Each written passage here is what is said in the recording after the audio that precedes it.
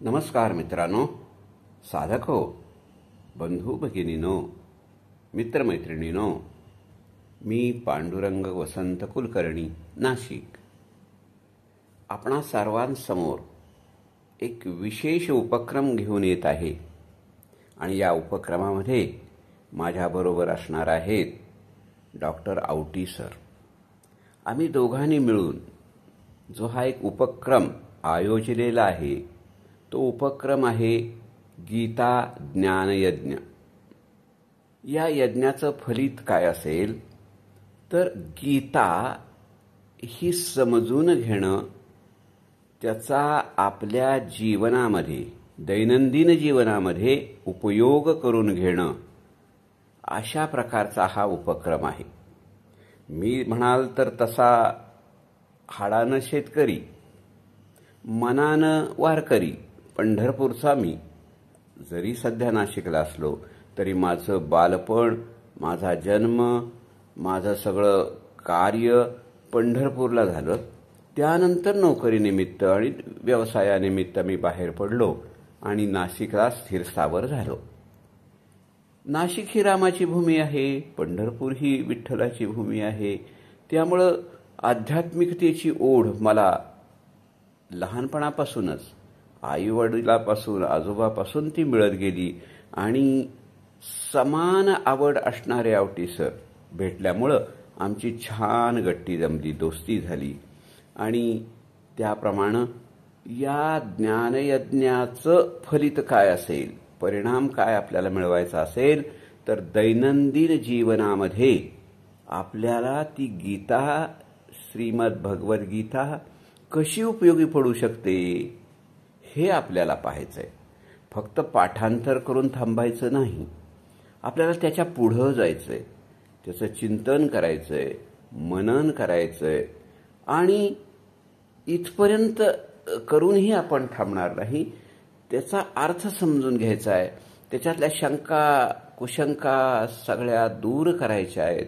आणि हे सगळं आपण चर्चेद्वारे करणार आहोत. मी आपल्यातलाच एक आहे, मी आपला सेवक आहे समजा, भगवद्गीतेचा सेवक आहे समजा, साधक आहे असं समजा.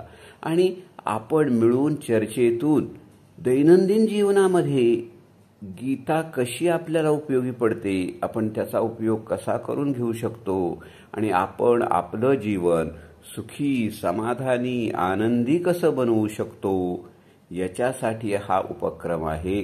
तरी मित्रांनो, आपण त्याच्यामध्ये भरपूर सहकार्य कराल अशी अपेक्षा ठेवतो.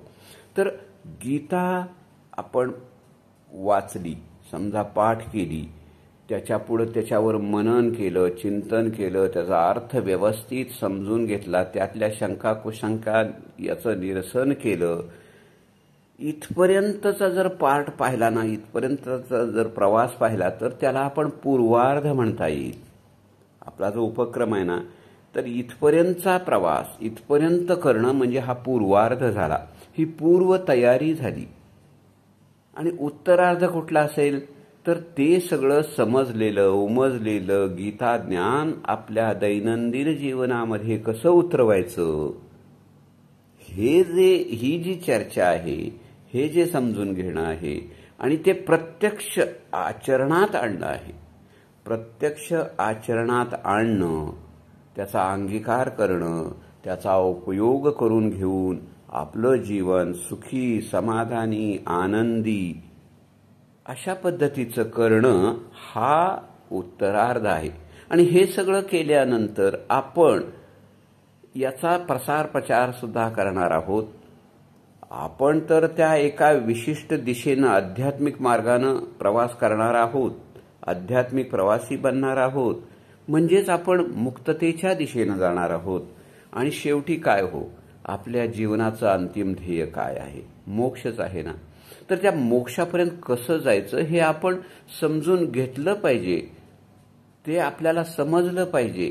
नाहीतर मग हे मानवी जीवन जे इतक्या मोठ्या योन्या पार करून मिळालेलं आहे ते कशासाठी आहे, की जीवन म्हणजे काय, मी कशासाठी जन्माला आलो, माझ्या जीवनाचं उद्दिष्ट काय आणि अंतिम ध्येय काय आहे. तर अंतिम ध्येय आहे मोक्ष. तर तो मोक्ष फक्त याच जन्मात आपण मिळवू शकतो, दुसऱ्या कुठल्याही जन्मात मिळवू शकत नाही.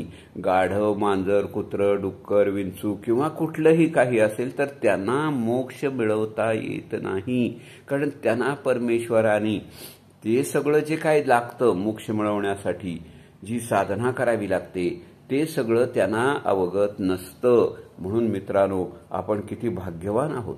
आपण मनुष्य जन्मात आहोत, तर मनुष्य जन्माचं उद्दिष्ट समजून घेणं हे आपलं आद्य कर्तव्य आहे.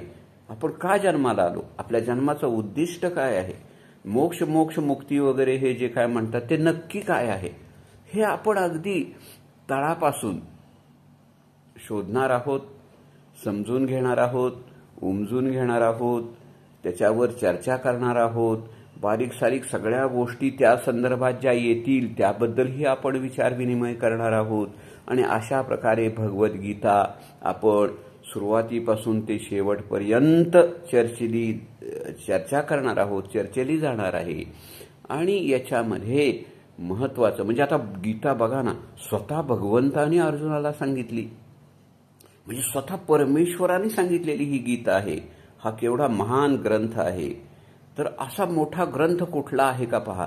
बाकी सगळे ग्रंथ कोणीतरी ऋषी मुनी वगैरे तत्ववेत्ते विचारवंत अशा लोकांनी लिहिलेले आहेत, पण ही गीता प्रत्यक्ष भगवंत कृष्णाने सांगितलेली आहे. आणि कुणाला सांगितलेली आहे, अर्जुनाला सांगितलेली आहे.